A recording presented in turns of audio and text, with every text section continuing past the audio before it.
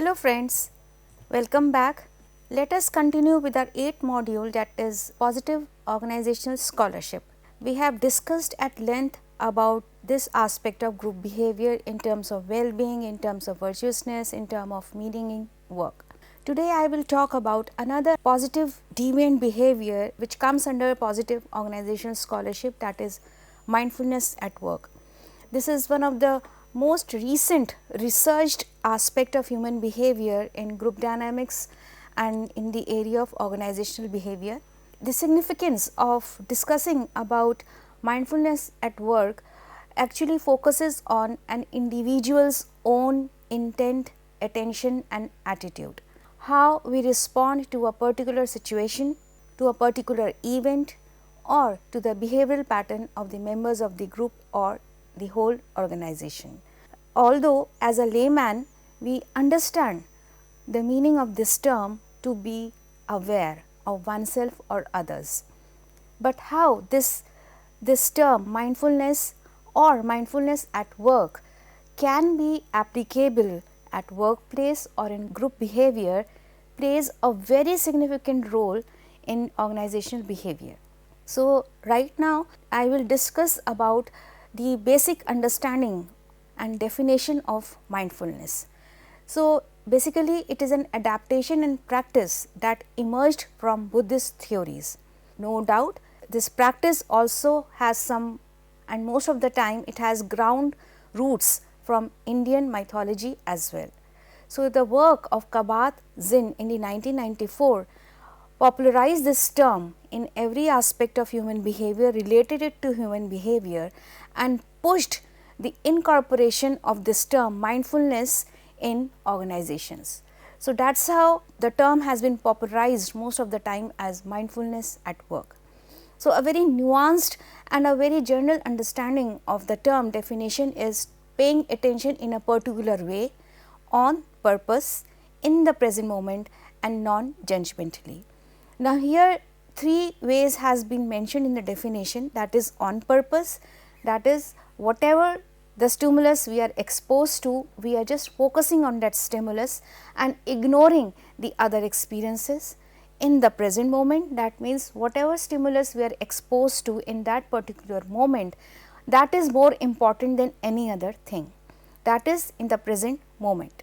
We are trying to relate with that moment, we are trying to relate with that stimulus while filtering out the unrequired information and non-judgmentally.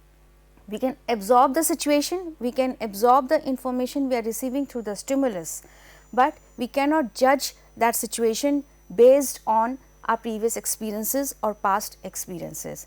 So, when we are particularly into that situation and we are completely aware that how the relationship can be established between the stimulus and the person while ignoring the other factors in the environment and judging only when we have relevant information related to that stimulus, then only we can say that mindfulness exists in particular person or at work.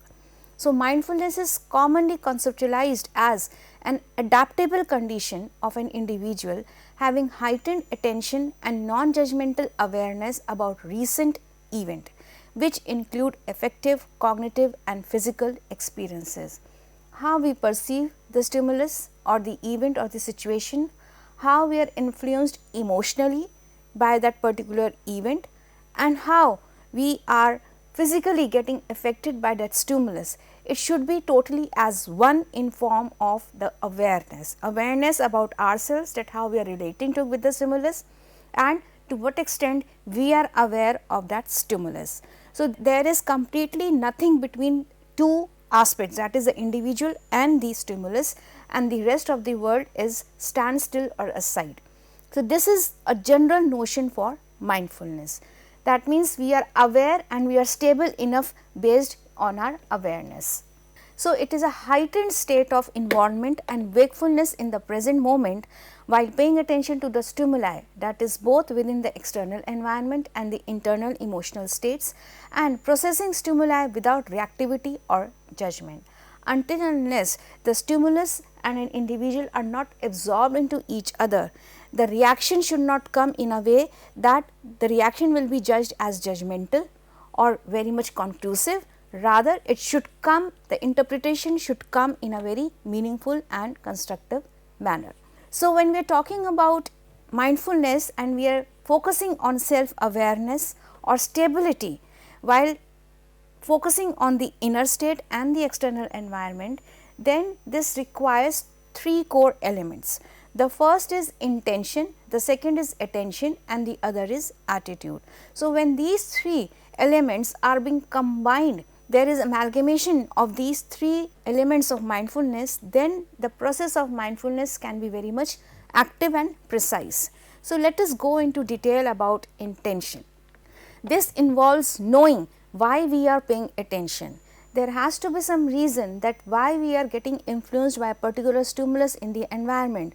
So, that attention or that intention we can only find out when we can relate ourselves based on our values, goals, motivations and beliefs with that stimulus available in the environment. So, that reflects and involves our goals, our motives, our values, and we consciously direct our heart in that particular direction. So, whatever the stimulus is throwing at us and what we are throwing at the stimulus, there has to be some synchronization based on an individual's goals, beliefs, values, hopes and ideas. The most important thing to understand is to understand what is important. That carries lot of significance, that what information we are receiving from the stimulus, what information do we have regarding the stimulus, only regarding that stimulus, and to what extent we can direct that synchronization in a particular direction. So, that is intention. This will reflect our own intention, aspirations, values, beliefs, which is essential in terms of mindfulness. If our values, hopes, beliefs, ideas and goals are in synchronization with the stimulus, then definitely that awareness level goes very high, because we are being absorbed by that stimulus. So, this is intention, which is only reflected when we are completely aware of the stimulus, of the environment, of our internal states and how we relate with the stimulus. The other is attention, that means attending to your own experiences in that particular moment regarding that particular stimulus, event or any occasion. So, attention refers to attending to our experience in the present moment, that is right here and now, what you are into, right situation, that is attention. So, it involves training and stabilizing the mind in the present moment and refers to seeing clearly the nature of the reality so that we can respond effectively. It should not be that we are reacting to the situation, it is that we are responding to the stimulus or this in a particular situation in a very effective manner, where stable mind is also existing, stable response is there and at the same time synchronization is there. Now, this requires attention or focus on the reality, that what situation it is. We have to dig out the real meaning of the situation, we have to understand the nature of the reality, that what are the demands, what control we have on the situation, and based on that we can only respond effectively. So, this is another core element of mindfulness. And the last is attitude. It evolves an attitude of curiosity and open heartedness, that means how we are evaluating the situation cognitively, effectively and in terms of behavior. What we feel in that particular moment, how we react to that particular moment and how we perceive, that means how our sensory system or nervous system is getting triggered within inside to understand the whole situation. So, when we are talking about mindfulness, it is not only that there are only theoretical aspect to understand this term, we have a physiology involved in understanding this mindfulness. Although this discussion does not come under the domain of talking about or discussing about the neural basis of mindfulness, but yes, when we are in a particular situation, then physiology also gets activated, the physiology also gets triggered and the sensory system will give you some message to the mind and then we interpret the whole situation. So, when it comes to attitude, it is all about cognitive, affective and behavioral aspect of human behavior, that how we are influenced by the stimulus or the event, how we are perceiving that means how we are feeling in that particular situation and how we react to it. So, the attitude we follow based on curiosity and open heartedness, and we do not try to change our experiences, rather we simply observe and accept in a very open manner. So, along with acceptance comes lot of curiosity. So, we tend to settle down with our curiosity only when we accept the situation. While accepting only comes a meaning for the situation. So, these are the three core elements: intention, attention and attitude, when combined all together can help a person understand any situation or event in a very mindful manner. Else only giving reaction to it can only lead to mindlessness. Next comes how to consider whether mindfulness is a trait, a state or practice. As a common notion, people relate mindfulness to practicing meditation. Yes, definitely this is a correct notion to a certain extent, that when we talk about mindfulness, then people relate this concept with meditation in terms of breathing exercises and getting into some, pursuing some hobbies or exercises which emulate positive emotions. But actually, before we get into the practice of meditation, it is very important to understand that whether mindfulness is a personality trait or it is situation based. So, social scientists have identified three situations to understand mindfulness at three levels. The first is state mindfulness, trait mindfulness and a practice. So, state mindfulness is a temporary situation which involves the practice of maintaining a non-judgmental state of heightened or complete awareness of one's thought, emotions or experience on a moment to moment basis. Maybe our attention level or awareness level is high in a particular moment and maybe it is missing in the another moment. We cannot say that it is a permanent trait of an individual, it is varying, it is fluctuating. So, the person's attention span or another factors also affect the person's state of mindfulness. But yes, if it becomes a part of an individual's personality and it is a distinct and a constant part of individual's nature or behavior, then we can say that mindfulness also has a trait characteristics, which means that it is a more permanent ability to enter a mindful perspective at will, in which an individual recognizes what they are thinking and feeling, accept them without judgment and keeps the focus on being present. This becomes a consistent characteristics of an individual's behavior, that whenever the person is exposed to another or encounters any new event or stimulus in the environment, the person will react to the situation in a very consistent manner, that is in a very mindful manner. The person do not have to get into the state of transformation to behave in a very, or to dispose himself or herself in a very mindful manner. Rather, in a trait state, the person has to transform, make an efforts to get into a state of mindfulness and then respond to the situation effectively.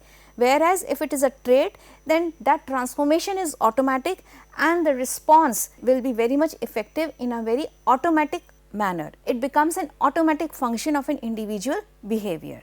And the last is a practice, which is the most common notion that we adhere to the meaning of mindfulness, that is mindfulness is meditation practice in itself, as it evolved from Buddhist theories and from Indian mythology.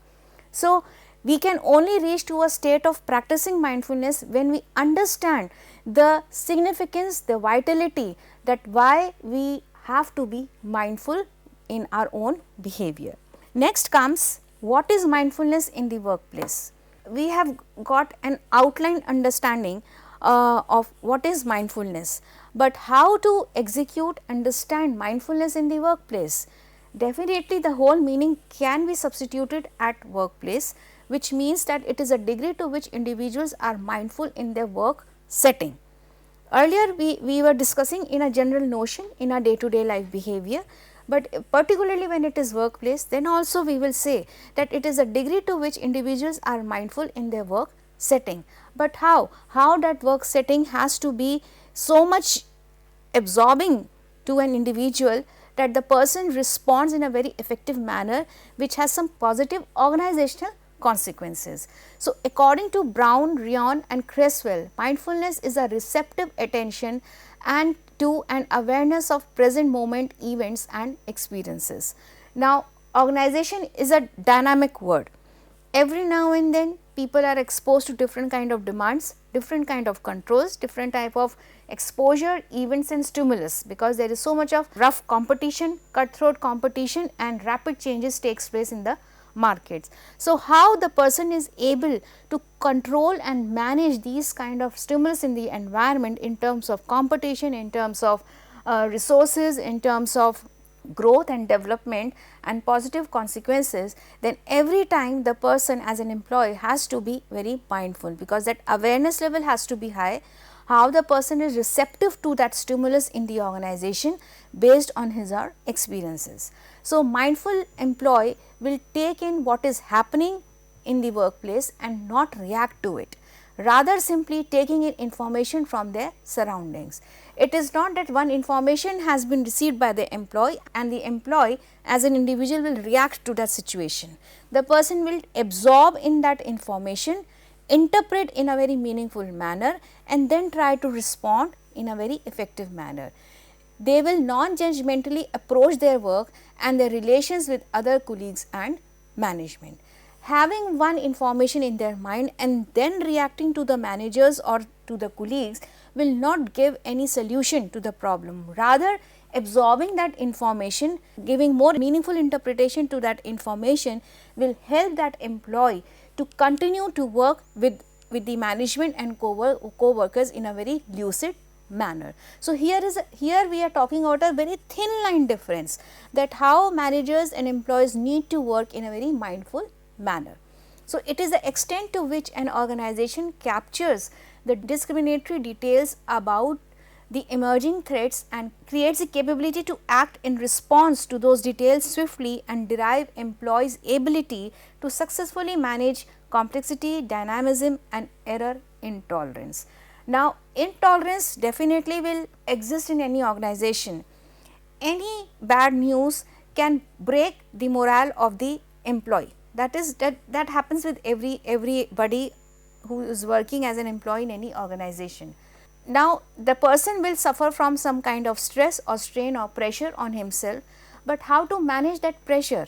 Stress management technique will definitely help you to overcome, but how to absorb yourself in that stress or in that negative news you have received and then interpreting the whole news in a very constructive manner while not tolerating the error, identifying the causes of that error or the failure and then reacting in a very swift manner while maintaining the dynamics of the organization. So, this is mindfulness at work, that we are discriminating the causes and the reasons, we are discriminating the correct and the wrong information, we are using filtered information to come at a right decision and then responding effectively. So, this is mindfulness at work. So, ultimately even mindfulness at work will lead to emerge from the threats and fears of the market and the organization and derive employees' ability to successfully manage complexity, dynamism and error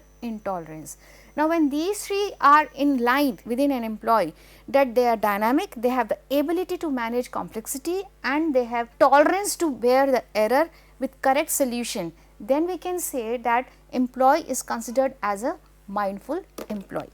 Next comes benefits of mindfulness. Now, we can go to any length of discussion to talk about what are the organizational outcomes of a mindful organization or having any organizations with employees who are extremely mindful.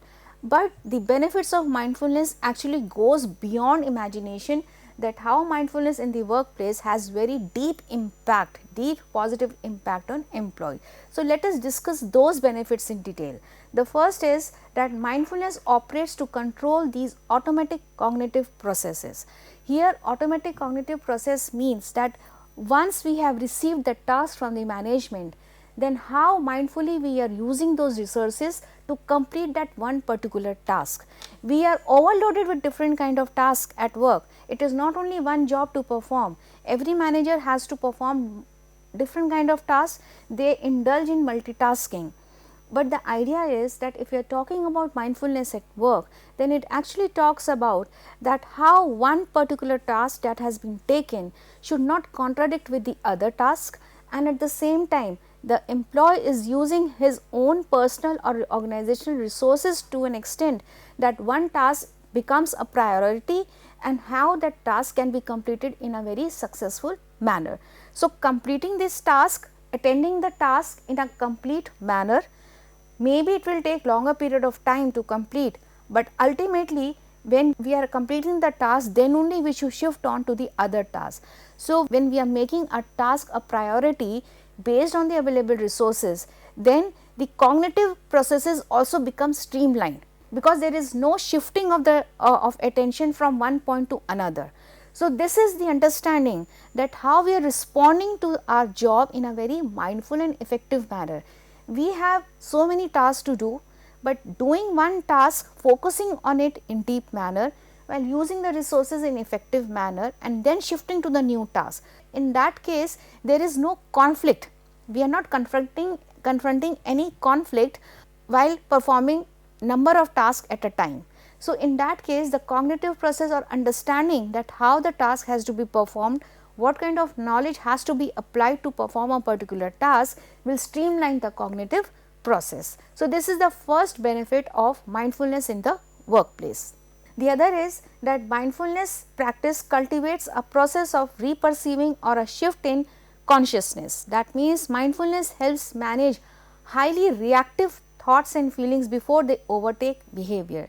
Sometimes we are overwhelmed by the tasks that are being assigned to an employee, that we have to perform a number of tasks.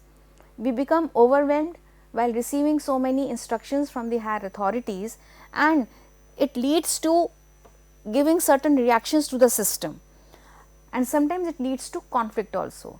But pursuing or following mindfulness can help to manage the conflicts. Maybe we are unable to reduce or curb the conflict, but we can manage the conflict while managing certain behaviors which can overtake the appropriate behavior and it can disturb the whole organizational system. So, when we are talking about reperceiving or a shift in consciousness, it actually talks about the interactive nature of the job. To what extent we are able to interact with the job, whether the job is demanding, then what kind of demands are being put up by the job itself, how we are aligning with the job so that that overwhelming nature can be curbed or overwhelming emotions and conflict can be curbed at a particular time. And with the use of practice of mindfulness, we can reconceptualize the professional disappointments. Maybe we are not supposed to perform a particular task, but it has been imposed by the system on you. It leads to disappointment, it leads to frustration, it leads to decreased attention span. But how to reduce all these deviant behaviors?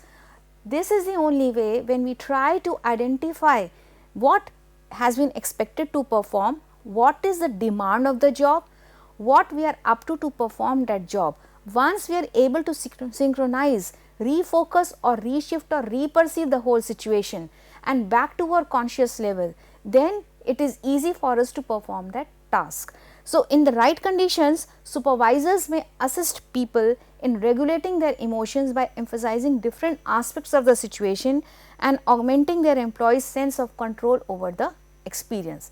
That is what? That when all the factors are being combined into one and then perceived all together, then it can be reperceived or refocused or reshifted into a different state of consciousness. So, the idea is that mindfulness practice has a potential to assist managers and employees in reperceiving the situation non-judgmentally. Now, any task that we have been assigned to perform, if we are judging that task, that what, when and how I have to do, then definitely it is not response, it is reaction to the situation. But if we are synchronizing that task based on the available information, based on the abilities we have and based on the situation and interaction with the co-workers, then we can judge that situation in a very balanced manner. So, this is the idea that what is the benefit of mindfulness.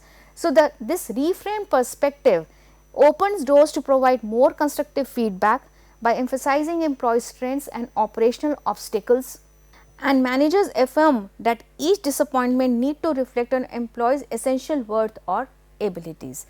In that case, that employees only or managers help to identify the strengths of the employees, that what strengths they possess, how they can use those strengths and reshift or reperceive their focus from their overwhelming emotions to a balanced perspective. So, this is another benefit of mindfulness at workplace.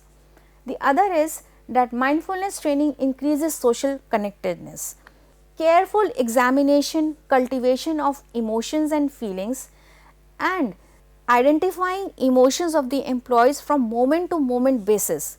It is not an overall from one situation to another.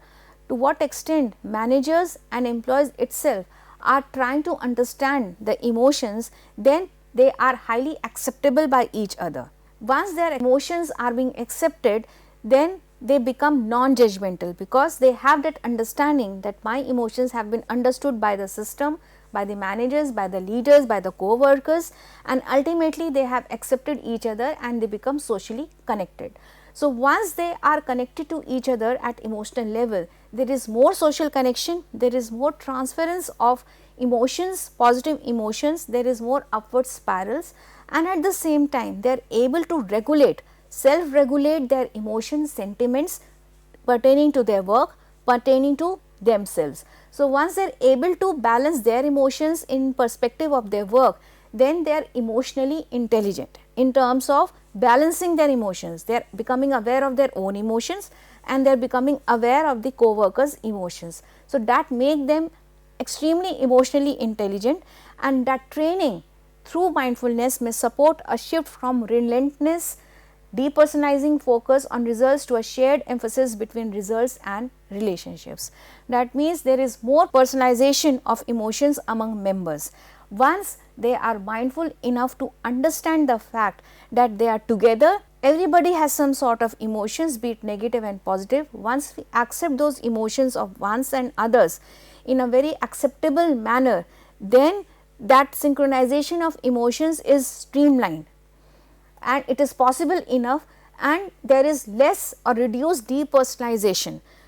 In other words, the person is able to connect with the employees in a more broader sense. So, this makes the functioning of the employees more effective, and at the same time results are also positive. So, this is another benefit of mindfulness training, increases social connectedness. The other is that it fosters appropriate decision framing. Every organization suffers from some kind of problem, and problems are inevitable, and solutions also exist for every problem in every organization. If there is a problem, the first thing that comes to an individual's mind or individual employee's mind is that we have to find solution to a problem, we have to come to a decision to resolve a particular problem or to execute any policy, procedure or practice. This is the direct solution or notion that exists in every organization. But the idea is that why we have to take the decision, why not frame the decision, why not frame the decision in a way to understand that what can be the consequence, what are the circumstances that where decision has to be framed, not that decision has to be executed. So, decision framing, decision making and execution are completely different ideas. So, before coming to executing any decision, why not to think about to frame a decision in a way that suits everyone. So, when we are talking about mindfulness, then it fosters appropriate decision framing, which is arguably the most important step in decision making procedural, which is the foundation of decision making process. So, giving due attention by decision makers, if a decision is framed poorly, then even good execution will typically do not lead to good results. It is not that we have taken the decision and we will execute it. Even decision that has been taken, if not discussed at length that how it has to be executed, what will be the long term outcome and will it impact positively or negatively, then that decision making is ineffective. To make the decision effective, then it requires that decision framing has to be very much appropriate. So, pertaining to the same discussion, decision framing may be influenced by mindfulness, while noticing when a decision could be made and when not, clarifying objectives and generating options, avoiding irrational escalation of commitment and sunk cost bias, and recognizing the ethical dimensions of decisions. Now, when we are taking any decision, most of the time what happens that organizations would just execute it without giving a thought to what extent it is ethical, whether this is the right time, even if a decision has been taken to execute at this point of time, or whether we should delay in executing the decision, or what it costs to execute a decision. And most importantly, that if decision has been taken, to what extent commitment has to be made to execute and follow the decision. So, all these intricate aspects of decision making should be considered, which is actually a mindfulness manner or mindfulness or mindful way to execute or frame any decision.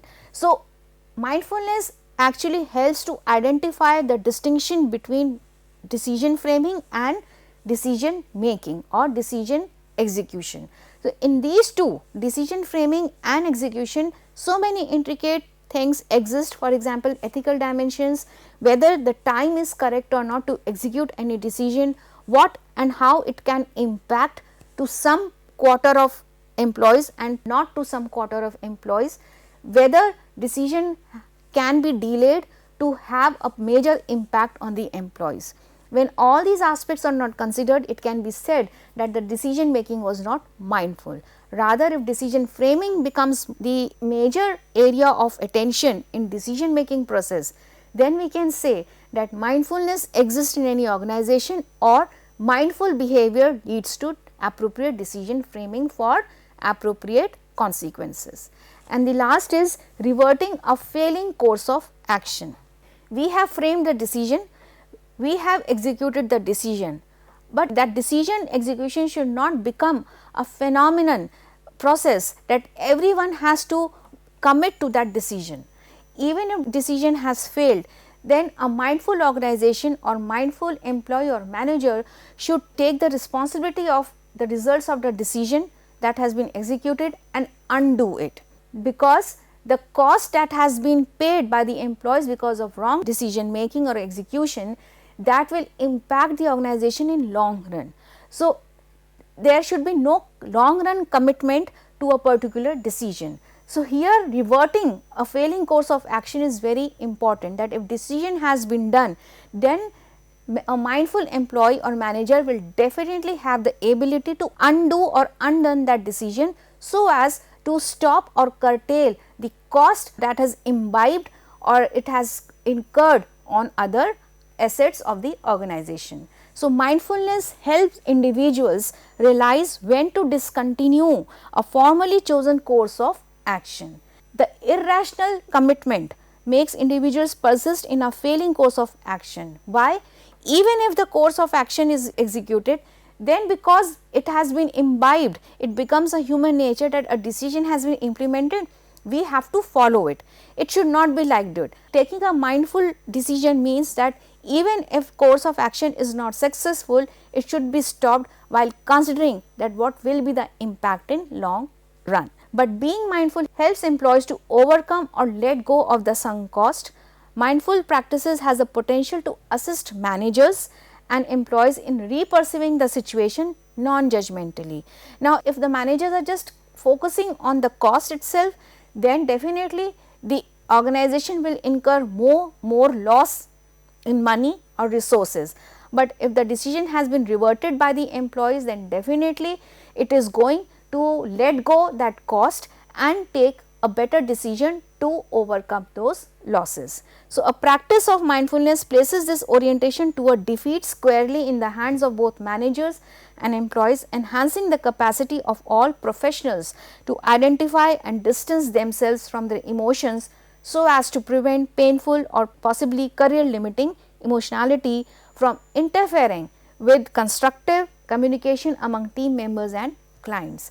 So, here mindfulness at work says that when we are in a particular situation, an action has been taken or decision has been executed, that person has to detach oneself emotionally from that decision while focusing on revert the decision, let go the cost it has incurred on the organization and to the employees, reframe those situations based on constructive communication or positive or constructive emotions and feedback, communication and feedback, and then execute another decision in a very mindful manner. So, here the mindfulness is not narrowing down the thought process, it is actually broadening the thought process in a way that once we are emotionally attached to any decision or action, then we can incur some losses. But if we are judging any action or the impact of action on the organization while detaching oneself from that action, then we can say that this action has profound effects on positive effects on the functioning or effectiveness of the organization. So, reverting a failing course of action is the most important benefit of mindfulness. So, I am through with the discussions of what is mindfulness at work, and what are the benefits. Next, I am going to discuss about mindful leadership, which I will discuss in the next lecture. Thank you.